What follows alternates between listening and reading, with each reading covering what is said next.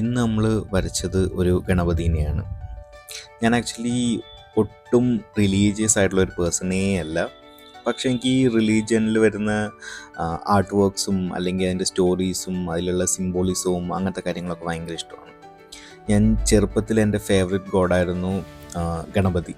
അപ്പോൾ എല്ലാ ദൈവത്തിനും ഈ പറഞ്ഞ പോലെ ഒരു സിംബോളിസം ഭയങ്കരമായിട്ടുണ്ടാകും. അവർക്കൊരു കമ്പാനിയൻ ഉണ്ടാകും, അവർക്കൊരു വെപ്പൺ ഉണ്ടാകും, അല്ലെങ്കിൽ അവരുടെ ഇപ്പോൾ ഈ ഗണപതിക്കാണെങ്കിൽ ഒടിഞ്ഞുപോയ കൊമ്പിനൊരു കഥയുണ്ടാകും. അങ്ങനെ എല്ലാത്തിനും ഒരു സ്റ്റോറിയൊക്കെ റിലേറ്റഡ് ആയിട്ട് ഭയങ്കരമായിട്ട് ക്യാരക്ടർ ബിൽഡിംഗ് എന്ന് പറയുന്നത് ഭയങ്കര ഭയങ്കര സ്ട്രോങ് ആയിരിക്കും. അപ്പോൾ അതുകൊണ്ട് തന്നെ ഇതിൻ്റെ കഥകളൊക്കെ കേൾക്കാൻ വേണ്ടിയിട്ട് നല്ല രസമാണ്. അപ്പോൾ അങ്ങനെ ഗണപതീൻ്റെ വൺ ഓഫ് ദ ഫീച്ചേഴ്സാണ് കറുകപ്പുല്ല്. അപ്പോൾ ഞാൻ ഈ റീസെൻ്റ്ലി എന്താ പറയുക, ഒരുപാട് ഗണേശ് ചതുർത്ഥീൻ്റെ കാര്യങ്ങളൊക്കെ ഇതായി കഴിഞ്ഞപ്പോൾ നമ്മൾ മിക്കവാറും ഇവിടെയുള്ള അമ്പലങ്ങളിലൊക്കെ ഈ ഗണപതിക്ക് കറുകപ്പുല്ല് മാല എന്നുള്ളത് ഭയങ്കര one of the main thing ആണെന്ന് എനിക്ക് ഫീൽ ചെയ്തിട്ടുണ്ട്. ഐ തിങ്ക് സോ ചെറുപ്പത്തിൽ എൻ്റെ one of the core memories ഉള്ളൊരു കാര്യമാണ്. ഞാൻ ആക്ച്വലി എൻ്റെ ഫേവറേറ്റ് ഗോഡായിരുന്നു ഗണപതി ചെറുപ്പത്തിൽ.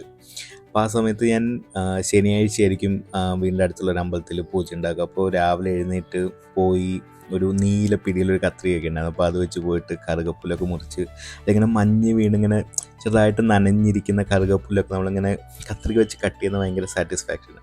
അത് വെച്ച് നമ്മളിങ്ങനെ കട്ട് ചെയ്ത് കൊണ്ടുവന്ന് പിന്നെ എന്താ പറയുക, വാഴനാര് പറിച്ച് ഒരു കുഞ്ഞു വാഴയിലയിൽ ഞാൻ അമ്മേൻ്റെ അടുത്തോണ്ട് കൊടുത്തിട്ട് അമ്മയാണ് ആക്ച്വലി ഇതിൻ്റെ ഇത് കെട്ടിത്തരും. അപ്പോൾ അതിങ്ങനെ നമ്മൾ കെട്ടിക്കൊടുത്ത് അമ്പലത്തിൽ കൊണ്ടുപോയി വെക്കും, അവിടെ ഒരു പടിയിൽ വെക്കും.